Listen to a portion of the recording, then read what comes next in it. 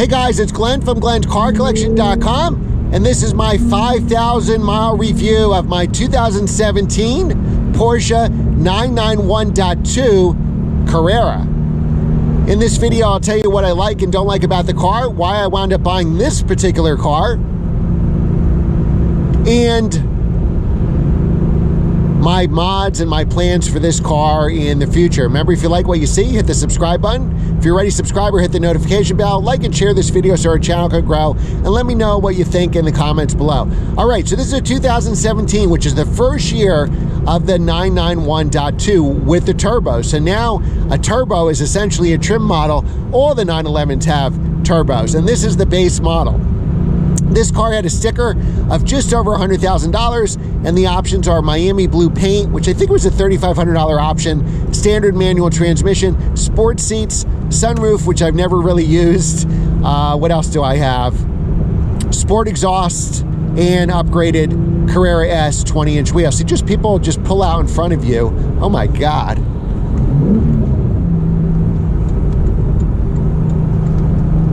You know, when you, the speed limit's 50, you just pull out in front of a line of cars that go 40 miles an hour. You know, accelerate getting onto the road, not cut people off. Sunday drivers, my friend. All right, so why did I ultimately choose this car? Well, actually, I wanted a manual transmission car, preferably rear drive, and I really love this color, Miami blue. So this Miami blue color is so hard to get because 90% of new Porsches are PDK. All right, so how did I ultimately find this car? Well, I wanted a manual transmission rear drive car, and I've had 8 BMW M cars, so I kept coming back to Porsche, and I really was smitten with the color Miami blue. The problem is finding any car Miami blue manual, and I really wanted a sport exhaust. 6-shift rear drive car, and honestly, I didn't care if it was a 911 Boxster or Cayman. The Boxster and Cayman to get Miami blue were the 4-cylinder cars. I drove them. They're super fast and handle incredible, even better than the 981 that I reviewed. But what was lacking was the sound. The sound of the 4-cylinder is terrible. I tried to see if there were any aftermarket fix because I liked everything about the car but the sound. And ultimately, I thought the 911 was probably out of the money I wanted to spend. An S and a GTS costs about, well, let's talk about what I paid for this car. So I got this car for $75,000 in the heart of COVID with 8,000 miles on it. So I'm the second owner, you know, clean Carfax, original paint, no over revs, with the options I wanted with the sport seats. I could care less about the sunroof, but with the sport seats and the sport exhaust, the manual trans, the rear drive, love the Carrera S wheels, and you know, obviously the deal breaker for me is it had to be Miami blue, so this was perfect. And it was only 75 grand, and the way Porsche CPO goes, unlike BMW, Mercedes, and Audi, it's 2 years unlimited miles, and I actually was still on 1 year, which is going to expire in May, I think, or it's expiring pretty much now, of the 4-year 50,000 mile new car warranty. So long as you don't put 50,000 miles during that new car warranty, if you do, the CPO kicks in right then. So if you bought a car with 49,000 miles, kicked in to 50, then your CPO starts. But since I'm nowhere near 50 at 8,000 miles and now about to hit 14,000 miles, I haven't even gotten to the CPO yet. So I'll get the full 2-year CPO. So essentially I got 3 years unlimited mileage on a 2017 Porsche, which is great. So I had no problems getting a turbocharged car. This car has been stupid reliable, and I drive it hard every weekend. I put 5,000 miles on the car, and they were all spirited miles. The 7-speed manual itself, I'm not crazy about the 7th speed. I'm definitely used to the trans, but I almost never put it in 7th gear. Very easy to get 7th gear. It's top and to the left. I think instead of having 5 forward gears, if you count reverse, and 3 bottom ones, 2, 4, and 6, what they really should have done is kind of meant 4 and 4. Maybe you make reverse down and to the right or something like that. I don't know. Seventh gear is a little pain getting out of. One of our viewers said you really have to put pressure to go from 7th to 6th. And he's right. I thought I was putting pressure, downshifting from 7 to 6, and typically would go into neutral, and it's easy to go from 7th to 4th. And I don't have rev matching, so that's another thing. I don't have Sport Chrono, which actually I love that I don't have it because I get to rev match my own gears. So if you get Sport Chrono on a manual, you get the rev matching. If you get Sport Chrono on the PDK, I would say it's critical on a PDK car because that's the only way you can get launch control. There is no launch control on the, I don't want to bottom out here. There is no launch control on the manual cars.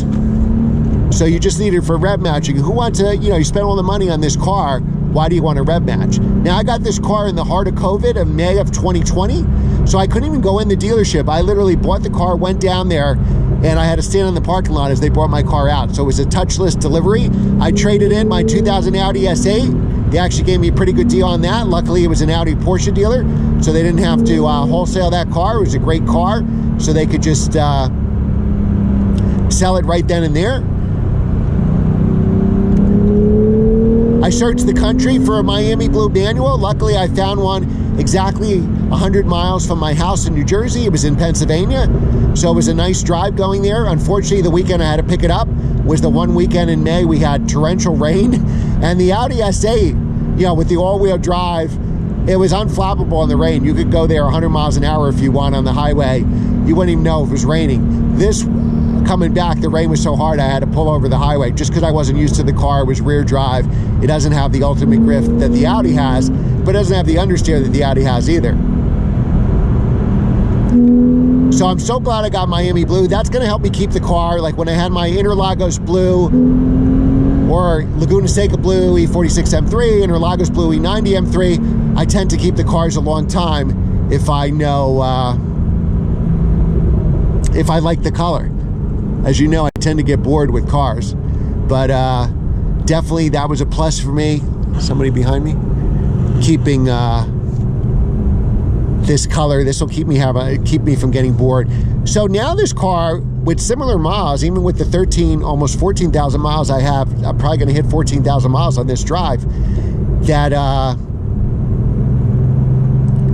this car would be worth about $85,000 now, especially Miami Blue. I see a lot of cars with black and silver asking $85,000, and Miami Blue certainly carries a premium. I'd say in the used market it carries probably about a $10,000 premium. And if I wanted an S or a GTS, you're looking at $100,000 to $115,000 to buy. So big premium if you want Miami Blue.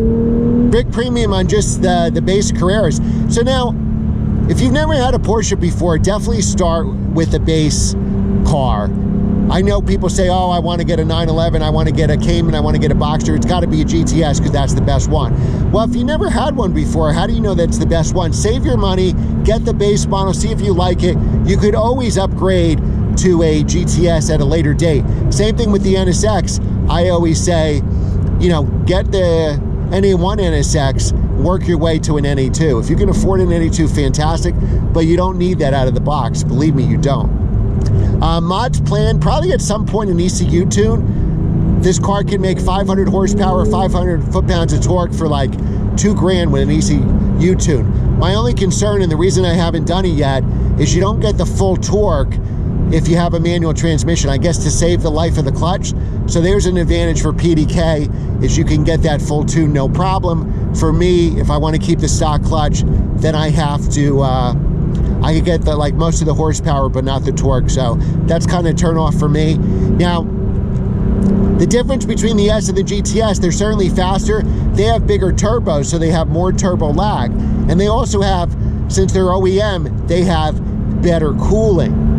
So if I do tune the car, unless I put an intercooler, what I'm gonna have is I'm not gonna have the cooling that the OEM cars have.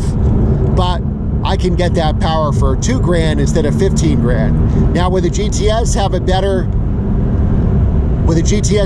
resale value? Absolutely, but there's a big steep point and price of entry to get to it.